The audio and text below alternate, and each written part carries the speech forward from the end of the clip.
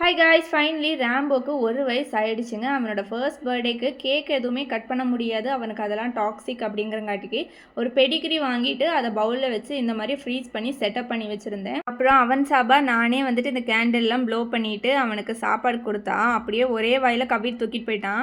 சீக்கிரமாக வளர்ந்தானே அப்படின்னு ஒரு பக்கம் ஃபீலிங்ஸாக தான் இருந்துச்சு. புட்டு என்னமோ தொத்தி பார்த்துட்டே இருந்தான். என்னடா பார்க்குறான் அப்படின்னு பார்த்தா சவல ஒரு பள்ளி ஓடிட்டு இருந்துச்சு. அது பின்னாடி போயிட்டு இருந்தார் சார். அப்புறம் என் ஹஸ்பண்ட் என்னோட ஃபேவரட் ஃபுட்ஸ்லாம் கொஞ்சம் வாங்கிட்டு வந்திருந்தாரு. உடுமலையில் வந்ததுக்கப்புறம் மோஸ்ட்லி நாங்கள் கடையில் சாப்பிட்றதே இல்லை. ஸோ ஜங்க்ஸுக்கு வாய்ப்பே கிடையாது. எப்பயாச்சும் இவர் இப்படி ஏதாவது வாங்கி கொடுத்தா தான் உண்டு. அதுங்காட்டிக்கு நல்லா சாப்பிட்டுட்டு தூங்கிட்டோம். நெக்ஸ்ட் டே என்னாச்சுன்னா, என் ஹஸ்பண்ட் வந்துட்டு அவங்க அக்கா பசங்களுக்காக சைக்கிள் வாங்கிட்டு வந்திருந்தாரு. ஸோ அவங்க அதை ஓட்டி பார்த்துட்டு இருந்தாங்க. கொஞ்சம் நேரம் அப்படி டைம் ஸ்பெண்ட் பண்ணிவிட்டு ஈவினிங் கிளம்புறதுக்கு டைம் ஆகிடுச்சு.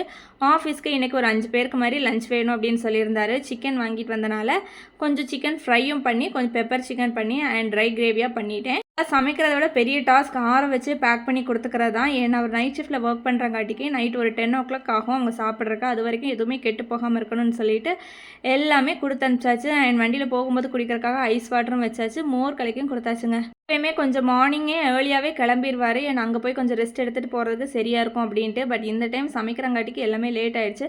அவரை அனுப்பி விட்டதுக்கப்புறமா வழக்கம் போல் நானும் ரேம்போவும் கொஞ்சம் டைம் ஸ்பெண்ட் பண்ணிட்டு இருந்தோங்க.